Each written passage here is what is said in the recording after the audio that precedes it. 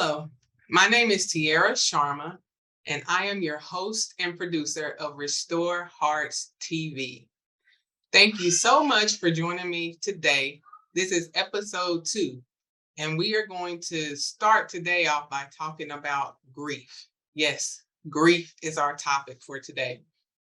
And so, with the recent things that have gone on as a result of COVID-19, every single one of us has experienced loss in some way, whether it's loss of a loved one, whether it's loss of a job, whether it's loss of income, loss of relationships, friendships, loss of life as you know it. This is considered a loss, and it is a process that we need to grieve.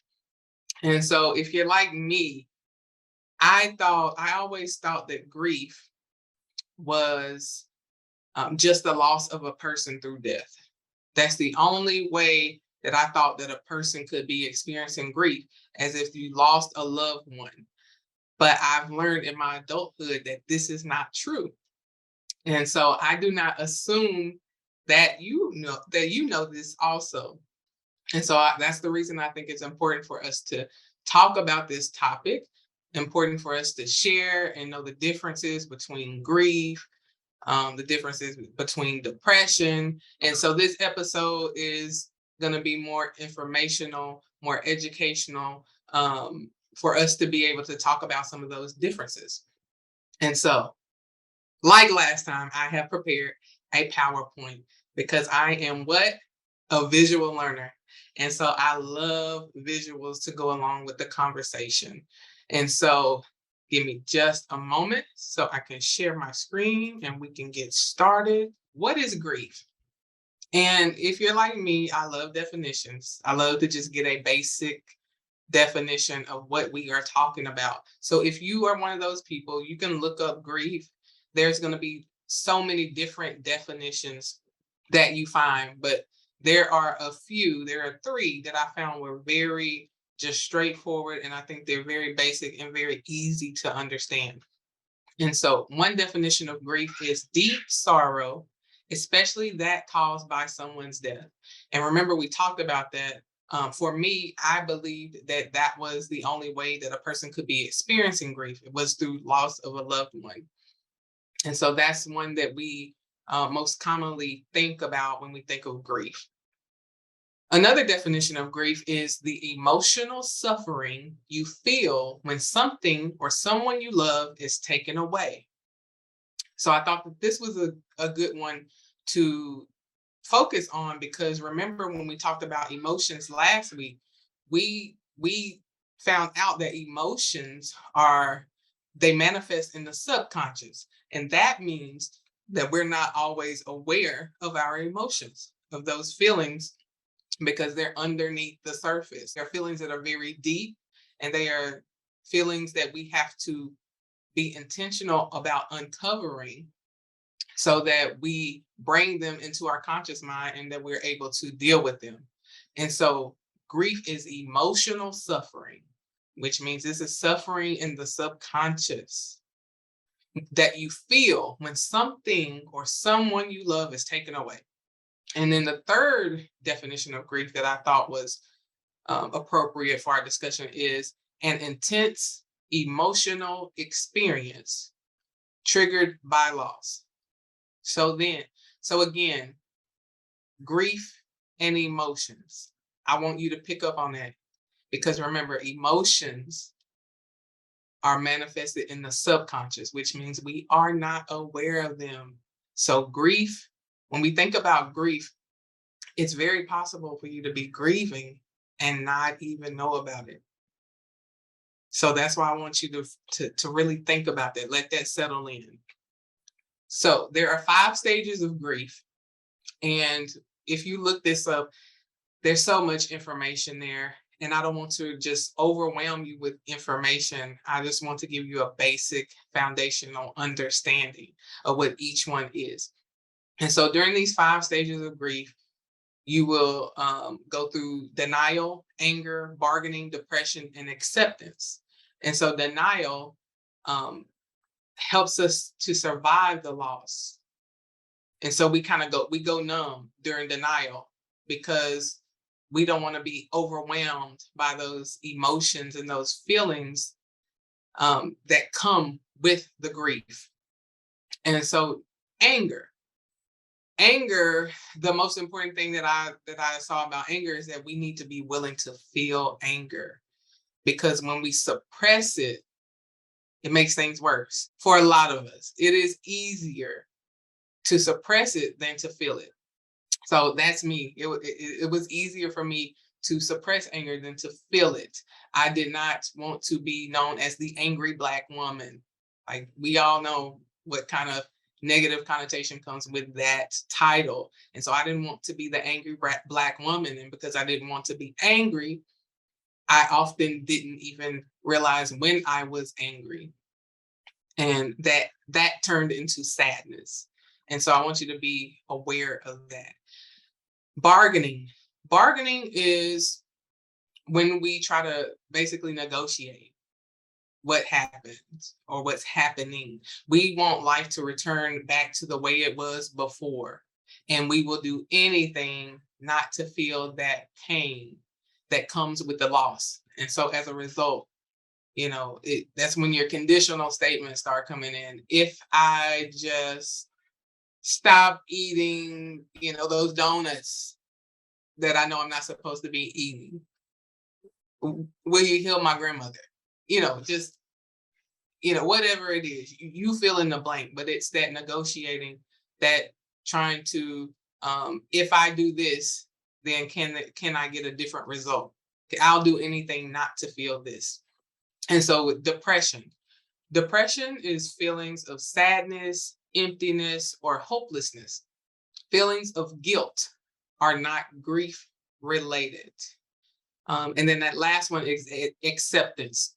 Acceptance. In this phase, you have accepted what has happened, and you are looking for ways to move forward in your life.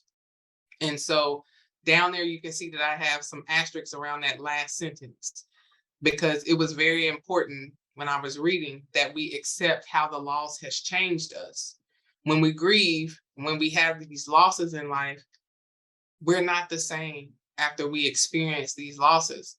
And so we need to take time to acknowledge that, hey, I'm different now. This loss has affected me in such a way that maybe if you lost, let's say you lost a loved one, you've been married for 30 years and your spouse passes away, and maybe your home is not the same anymore. Maybe you feel like the loss of your loved one has changed you in such a way that you don't believe you can spend the rest of your life in the house with those memories. So it's not that you don't love your loved one, it's that now that you realize that in order for you to move forward, for you to have that acceptance, for you to move forward in your life, you can't spend the rest of your life in that house that you spent with your spouse for 30 years. So that's one example. All right, let's move forward. So remember, I talked about grief and depression. They can look very, very similar. And so I wanted to show you this graph. I thought it was an excellent graph on Very Well. There was a website called Very Well that talks about a lot of different mental health topics. And so I thought this was an excellent graphic of the similarities and the differences between grief and depression. The main thing that I find to be the separation when we're talking about grief versus depression is that grief is related specifically to a loss, a specific loss. Like I lost my grandparent and I feel sad about that. This is specifically related to the loss of a grandparent. When it comes to depression, you feel guilt and it's not related to grief. It has nothing to do with that loss. Depression is more about who you believe you are. Those negative thoughts, those negative feelings of unworthiness that are attached to how you're looking and seeing things. And with grief, you feel the loss of what happened. You're feeling a loss because your grandparents are no longer with you. With depression, depression says that I'm the reason. I'm the reason why this is happening. And so those are two very different thought processes, two very different things to be aware of. All right. So I want to take this opportunity to say, let's stay connected. So I want to invite you to join my Facebook community, Restore Hearts TV community page. And on this page, it's a way for us to stay connected week to week. That way that we can talk about some of these different topics that we're talking about from week to week. We can just keep the conversation going. This is only a 30-minute broadcast. And so there's so much to unpack. There's so much more that can be said about these topics. And so I'm inviting you to continue the conversation in my Facebook community group, Restore Hearts TV community page. And so go join now. All right, let's keep it going. So I think we talked about this, but it's something that is noteworthy, that we must understand emotions. Emotions manifest from the subconscious. I probably sound like a broken record now, but this is like something that we need to continue to understand, something that we continue to repeat. It's not something that you can it's something that you can repeat every single time to get it into your into your conscious mind, to your thinking mind. We want to be conscious of this, that the emotions manifest in our subconscious. That means that this is part of the mind where we are not fully aware, and it influences what we do and how we feel. So even though we're not aware of it, it is a very essential part to how we move, how we behave, and then how we feel throughout the day.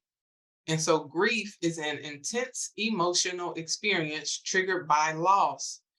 And so when you have a loss, we talked about that when you have these losses and when you don't acknowledge them, or you may not even know, like I said, you may not even know before this day, that you need to grieve some of the losses that you've had in your life, because you just thought that grief was the loss of a loved one. But it's possible that maybe you haven't lost someone that close to you, but maybe you've lost a job, a significant job. Maybe you've lost a relationship. Maybe you've lost a pet that was very near and dear to you. So this is something you have to think about.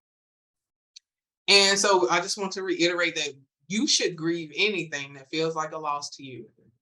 Anything. It doesn't matter how big, how small, how insignificant it may feel to someone else. If it felt like a loss to you, you need to go through the grieving process. And so some of the things I think we've already talked about, but we'll go through them again. Loss of a loved one by death or by separation. So separation could be a divorce. It could be distance. Like maybe you had to move to a new state for a new job, and now you've had to leave some friends behind to start your new life. That is a loss, a separation. Sickness, and I say sickness. Sickness kind of goes with that loss of health, because maybe you were healthy. Maybe you ran a 5K every year. Let's say you were so healthy that you could run a 5K every year, but now your health has taken something has happened in your health, in your body, and so now maybe you can only walk. Thank God you can walk, but that's not how you remember. You remember that you used to be able to run a 5K, and that is a loss, and that is a loss that could deeply affect you if that was important to you. And so loss of health,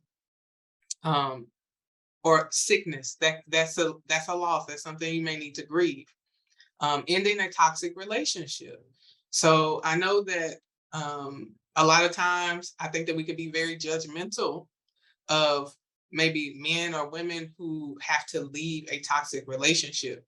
But to that person, The person who is being abusive, the person who is toxic and not holding up to their end of the commitment, they love that person. And so even though it's healthy to separate, it still feels like a loss. And so we definitely, you will feel the loss, even though it's good for you, it's still a loss. And so you will need to grieve that process. Loss of finances. Finances, if you lose a job, maybe you go from making 100K a year to 50K a year.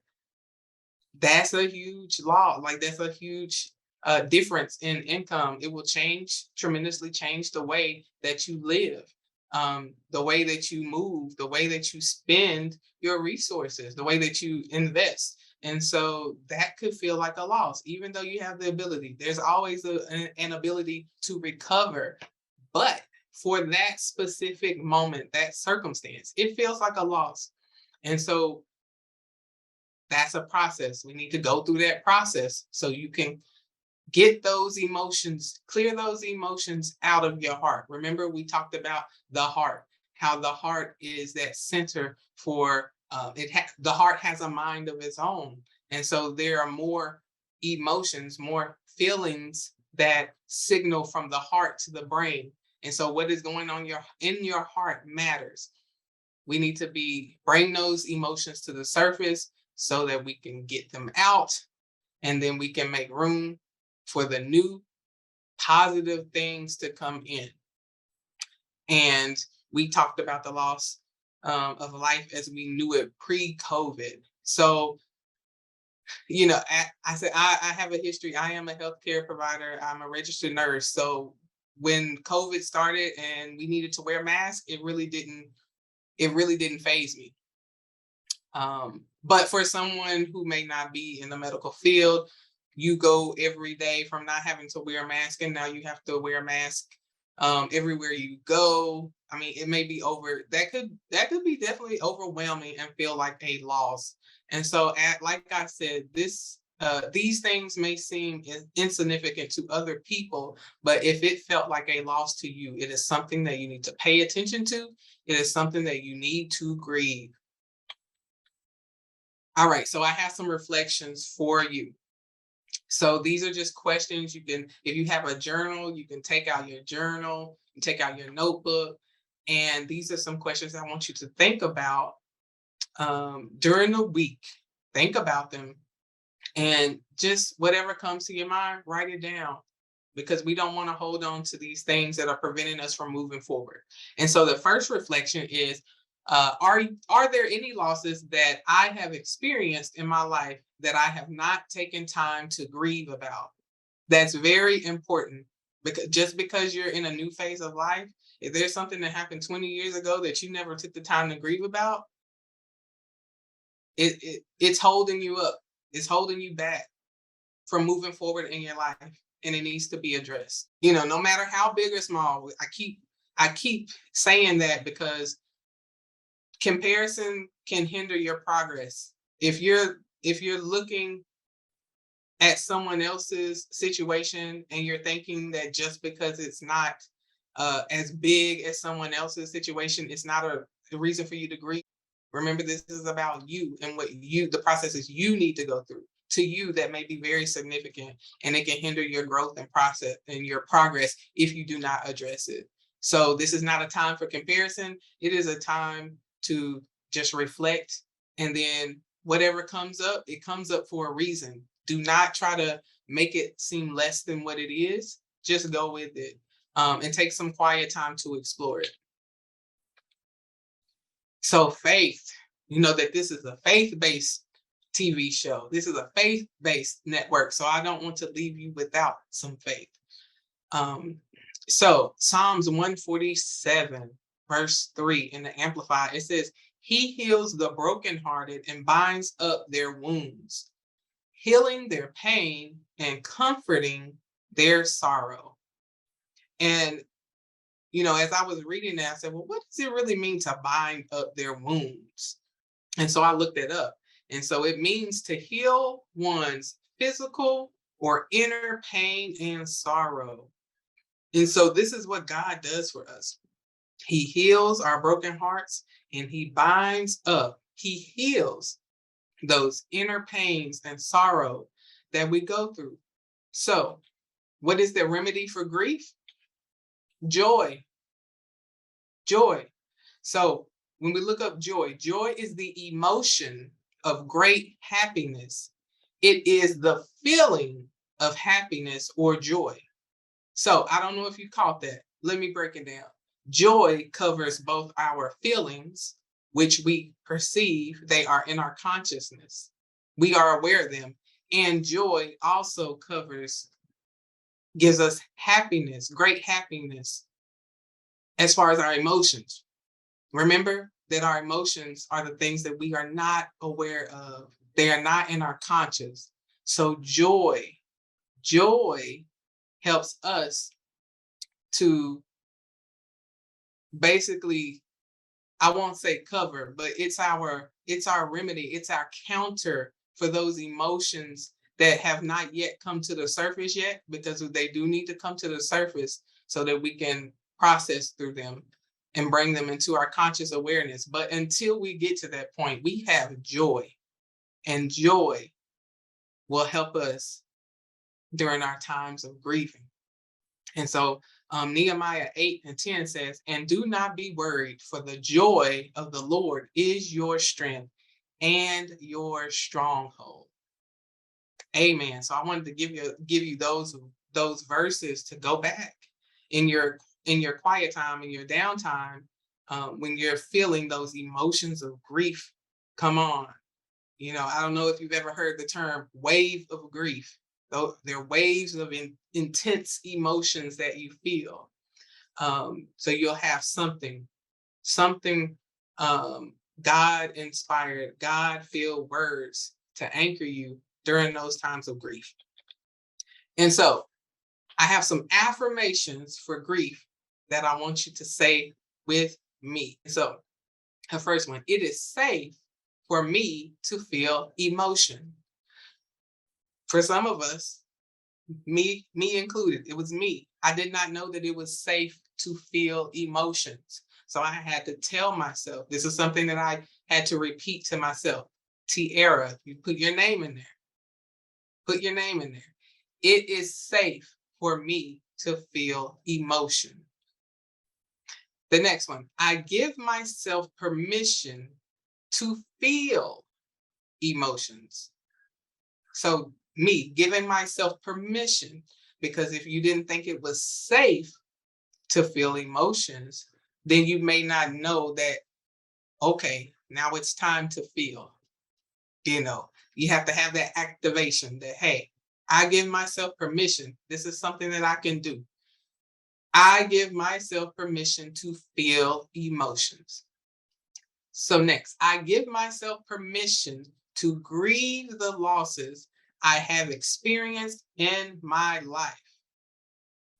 Give yourself permission to grieve the losses you have experienced in your life, because for some of you, every time that you talked about a loss, every time that you tried to bring it up, there may have been someone else who, because they did not grieve their losses, they made you feel like your losses were insignificant. And so you learned, most of us will that's something we learned during childhood, that some things in life, you as the saying goes, you take a licking and you keep on ticking. Well, I'm here to destroy that lie. That's a lie. You have to give yourself permission to feel the losses that you've experienced in your life. Because remember, we said that if we don't, they will hinder our progress and they will hinder our growth. And so we need to process through them so that we can move forward. Next, I choose to release my emotions to God through prayer so that I can receive his joy.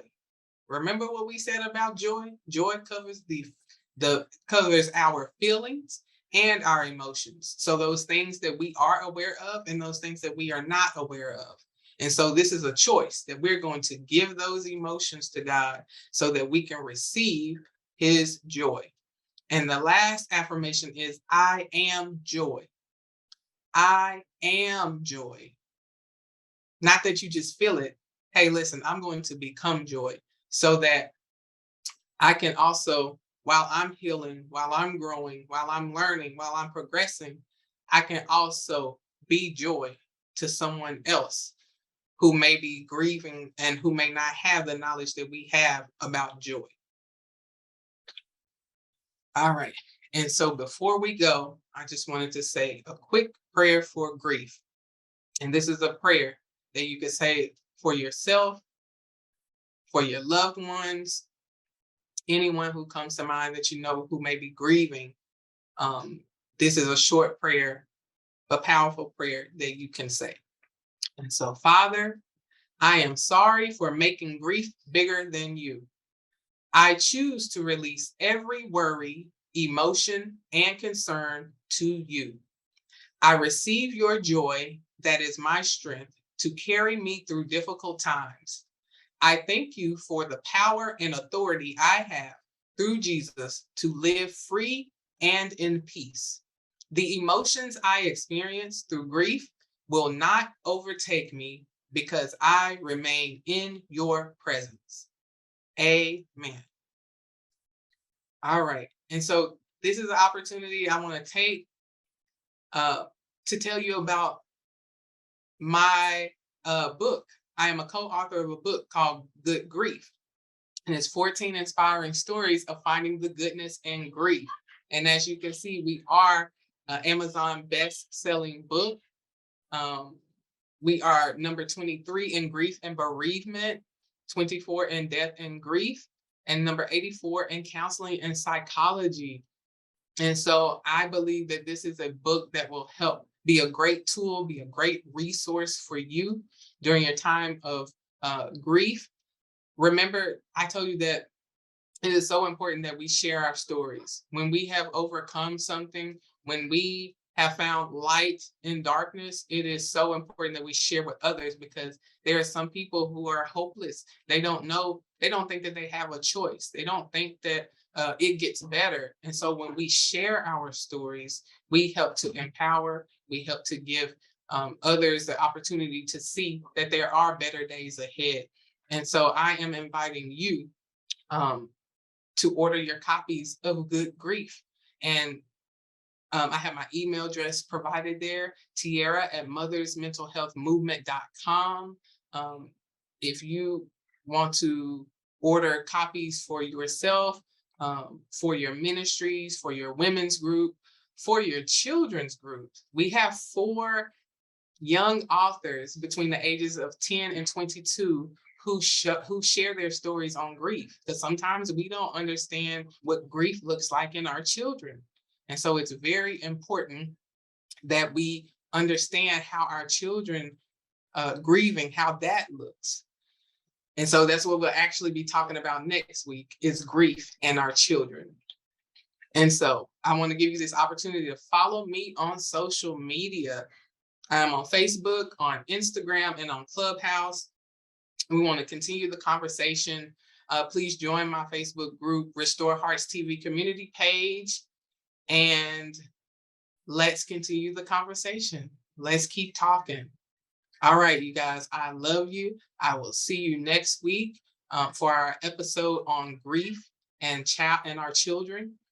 And have a great day. I will see you next week. Thank you for watching this episode of Restore Hearts TV. Life is a journey, and there are many moments. Some moments are smooth. You flow through them effortlessly. There are other moments when life's challenges interrupt your momentum, yet you find the strength to get back on track, to keep moving.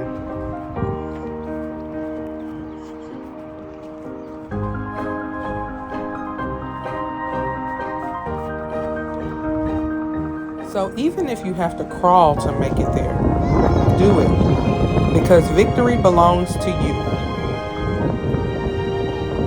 You are equipped to handle every part of the journey.